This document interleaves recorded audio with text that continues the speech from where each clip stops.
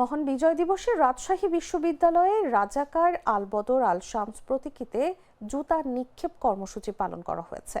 মঙ্গলবার বিকেল ৩টায় বিশ্ববিদ্যালয়ের বুদ্ধিজীবী চত্বরে হানাদার হান্ট নামের এই কর্মসূচি পালন করে শাখা ছাত্রদল।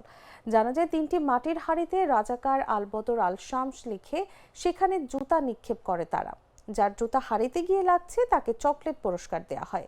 আয়োজকরা বলেন, বাংলাদেশের জনগণের বিরুদ্ধে ৭১-এর রাজাকার ও পাকিস্তানি বাহিনীর দোসররা লক্ষ লক্ষ নারীকে ধর্ষণ করেছে, নির্মমভাবে হত্যা করেছে।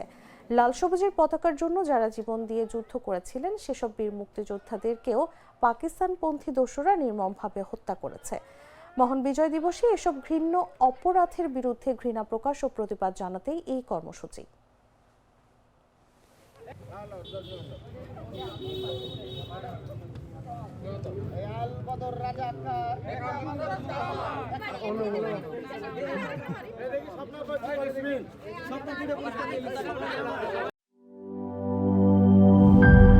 গ্লিটারের টুইন লেমন ও অ্যান্টিব্যাকটেরিয়াল ফর্মুলা বাসনকে চকচকে জীবাণুমুক্ত করে আমাদের দেয় গ্লিটার গ্যারান্টি।